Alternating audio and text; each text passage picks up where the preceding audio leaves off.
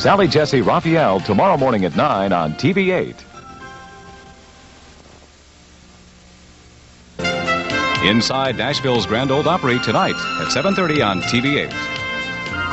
Now, Tim Taylor, Robin Swoboda, Casey Coleman on sports, and Dick Goddard with weather.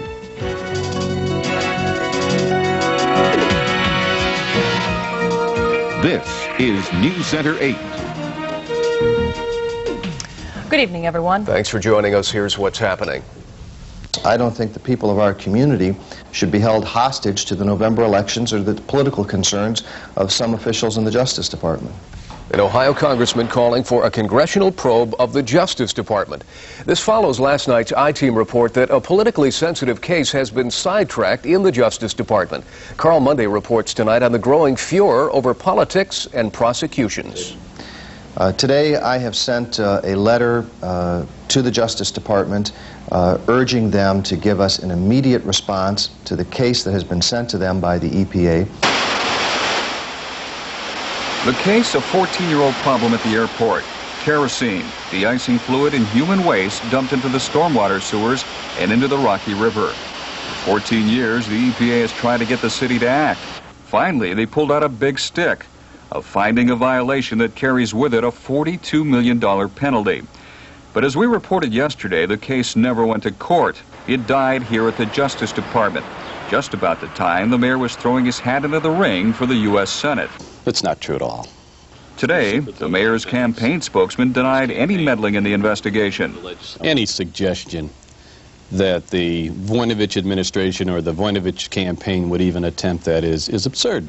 But it's well known that defeating Metzenbaum is a top priority for the Reagan White House. In short, someone in the Justice Department with a finely tuned political antenna could have taken the matter into their own hands and sidetracked the Hopkins case without asking. Former prosecutors tell us it's easy. In any case, Fian wants some answers, and in his letter writes, "It's incomprehensible to me why this matter has been shoved aside."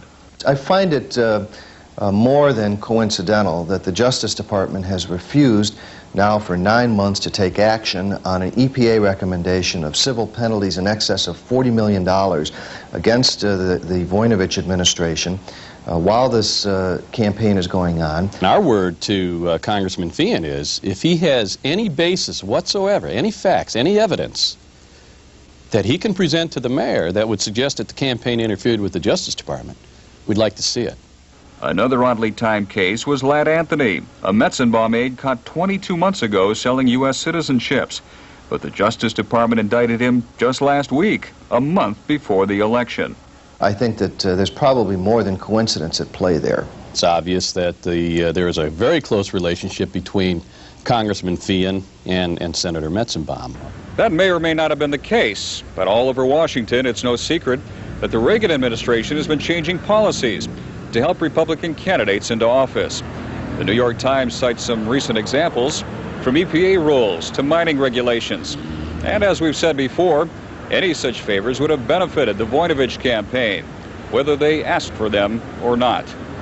Carl Monday, News Center 8 I-Team. The tap water we drink may be dangerous to our health. That's the finding of a comprehensive new study our fact finder Tom Meyer received. As we'll see in his report, the study says the government is letting water safety go down the drain. More than 100,000 violations of the Safe Drinking Water Act were found in records obtained by the National Wildlife Federation through the Freedom of Information Act. The violations are found nationwide, with a sizable number here in Ohio. What this means in real terms is that millions of Americans every day are drinking water that's not safe for their health. Despite nearly 2,200 violations against public water systems in Ohio, the EPA has dished out 0 penalties. The EPA chooses to work with violators rather than prosecute them. Said one EPA official in Columbus, "It's not our goal to take people to court." For the number of violations registered against Cleveland area water supplies, we went to local EPA officials. All they could tell us on short notice is that there were no violations last month. Last year, when a fact finder study checked for lead in drinking water, we found 13% of the homes tested contained unsafe levels. But local officials blame home plumbing, not the public water supply, for the contamination. While there may be drinking water violations throughout the state, some local officials give Cleveland Water high marks. There is no question in my mind that the drinking water in the Cuyahoga County area is extremely good, and I attribute much of that to our source of supply, Lake Erie. Ohio was named as one of many states simply not enforcing safe drinking laws. It's easy to see why. The study found the EPA spends a minimal amount of money on enforcement efforts. When they're spending less than 1% of their enforcement budget on protecting the drinking water of the American people, that's simply inadequate. But local officials feel big public water supplies like Cleveland run a clean operation. It's the small supply systems they feel are the problem spots. There's no evidence in the study to support that allegation. Tom Meyer, Newscenter 8 Fact Finder. An Akron area teenager now being tried as an adult in the sexual attacks on 3 young children appeared in court today. Don Olson joins us live from the Akron Bureau with details. Don? Dean Allen Penrod, the young man who created quite a storm of controversy earlier this year, entered a plea of not guilty this morning. After enjoying the protection of juvenile court, he appeared in adult court today for the very first time. He once got off with what some family members called a slap on the wrist. But as 17-year-old Dean Penrod appears before Judge Mary Spicer, he faces the possibility of spending the rest of his life in prison. On May 23rd, Penrod admitted raping an 8-year-old girl at the Portage Lake State Park. Within 24 hours, he had been rushed through the juvenile court system and was sentenced to a minimum of 1 year in a juvenile detention center. All they did was slap him on the hand, put him away for a little bit. The little girl's mother, Deidre Phillips, was enraged. And I think he should be tried as an adult because he knew what he was doing. He's 17 years old. Anybody 17 years old knows exactly what they've been doing. Residents were also outraged. Many complained to Prosecutor Lynn Slaby, who admitted his office made a mistake by not requesting that Penrod be tried as an adult. But a few days later, Slaby was able to correct that mistake. He charged Penrod with sexually attacking 2 other young children, ages 7 and 9. This time, he would be treated as an adult. It was just last week that the Summit County Grand Jury indicted Penrod on all 3 attacks. The charges include 2 counts of rape, 2 counts of gross sexual imposition, 1 count of felonious assault, and 1 count of kidnapping. Penrod's lawyer, Roger Davidson, is expected to file a motion to have some of the charges dismissed. Penrod will be in court once again next week for a pretrial hearing. Well, about a dozen customers of a near East Side Akron restaurant looked on in horror as they witnessed a man pull out a gun, shoot his former girlfriend, and then himself. It happened at the Shortstop Inn on East Exchange Street at about 9:15 last night.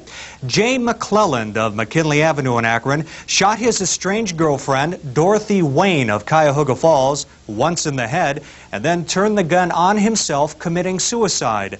Friends say the two had a stormy love affair and had just broken up about a week ago. None of the customers were injured. And that's our report today from the Akron Bureau. Robin? Thank you, Don. The target of a Tom Meyer Fact Finder probe is going to jail for cheating consumers. Shaker Heights businessman Jay Levert has been sentenced to 2.5 years behind bars. Last year, Tom Meyer reported that Levert promised discounted imported cars, took customers' money, but never delivered the vehicles. In addition to his jail term, Levert must come up with more than $300,000 to repay consumers he ripped off. Hiring a hitman to commit a murder is the charge that has put a Cleveland man's life at stake. Newscenter 8's Mike Cragen reports George Maldonado is accused of paying for that hit 7 years ago.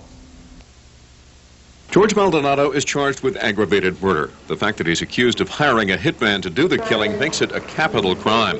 Maldonado potentially faces the death penalty in his trial before a 3-judge panel, Carl Character, Francis Sweeney, and Jose Villanueva.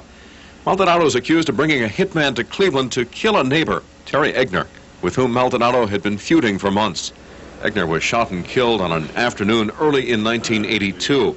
But it wasn't until more than 5 years later that Maldonado's former common-law wife came forward.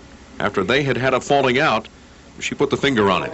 She testified earlier in the trial that Maldonado told her on the day of the killing that she would hear sirens at 3 or 3:10, and that would be the end of Terry. She testified she heard the sirens and heard on the news that night of Egner's death. Maldonado has pleaded not guilty. He is expected to testify tomorrow through an interpreter as he does not speak English. The alleged hitman is someone known only as Papo. Police believe he is somewhere in Puerto Rico. Mike Cragen, Newscenter 8, Cleveland. Well, next we will go to a place where the highs and lows sometimes mean life or death. And later we'll find out about a new Thursday night holiday tradition right in downtown Cleveland.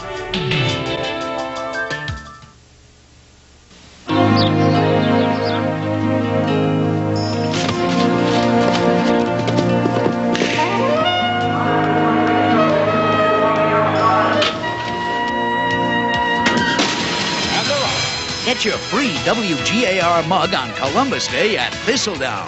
Fans who pay $2.25 admission Monday get a free thermal mug from Thistledown. Thistledown, Ohio's win place and show place. Pickway knows how important work shoes are on the job, especially your job. That's why we're so fussy about our work shoe selection. Now during Work Shoe Week, Pickway's entire stock of quality work shoes is 30% off. Leatherwork Oxford, steel toes, western boots, regular $21.99 to $44.99, now 30% off. Choose your style and your size. All these styles sale priced 30% off. And get a free cotton bandana to boot. Work Shoe Week at Pickway Shoes. Did you ever forget your anniversary? Oh, no, never, ever. What was the question? Well, you won't forget Revco's anniversary sale with savings like these. Vicks Formula 44, 44D, and 44M, $2.49 each. Fields of Nature vitamins, all 50% off. And VO5 shampoo or conditioner, 99 cents each. But don't forget, this sale ends Saturday.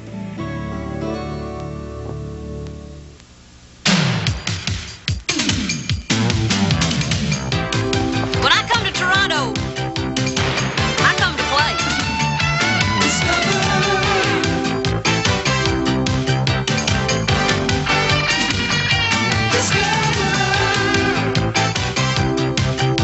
When I come to Toronto, I come to play. Toronto, discover the feeling. 1 out of 10 babies born in this country will be premature. What causes a preemie baby is still many times a mystery. But what saves such a child is not. High-tech medicine and low-tech love and care. Newscenter 8's Martin Savage is here to show how the two work side by side in a neonatal intensive care unit. His special report is called Into Your Hands. Marty? Robert and Tim, we're going to take you back to Metro General Hospital's neonatal intensive care unit one last time for a day that had magic and tragic events. In other words, it was a very normal day in NICU.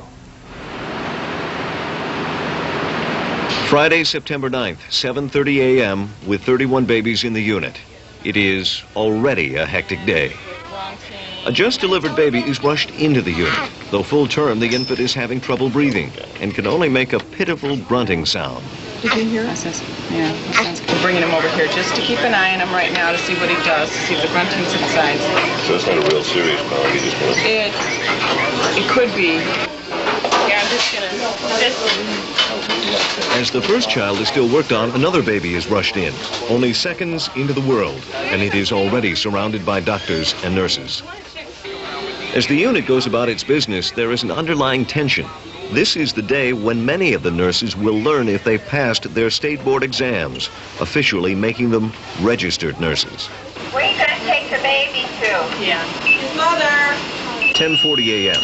As is often the case with infants, the grunter has made a dramatic recovery. Say bye. Say I'm going to see my mom. Enough of this place. He is well enough to leave. His stay in NICU brief, just 3 hours. Nurse Kathy Theobald in the unit 3 years talks about coping with that stress of the emotional roller coaster ride that is the neonatal intensive care unit. Sometimes it just gets so overwhelming that you just can't deal with it. There are times, yes, when you just can't stop and you go home and cry, if you even make it home before you start crying. Okay. Basically, she's an orientation. Right. She's not going to 12:51 p.m. She's going to watch. A baby less than 12 hours old is going into surgery to repair a birth defect. The procedure is difficult. As a precaution, the doctor tells the family to say goodbye.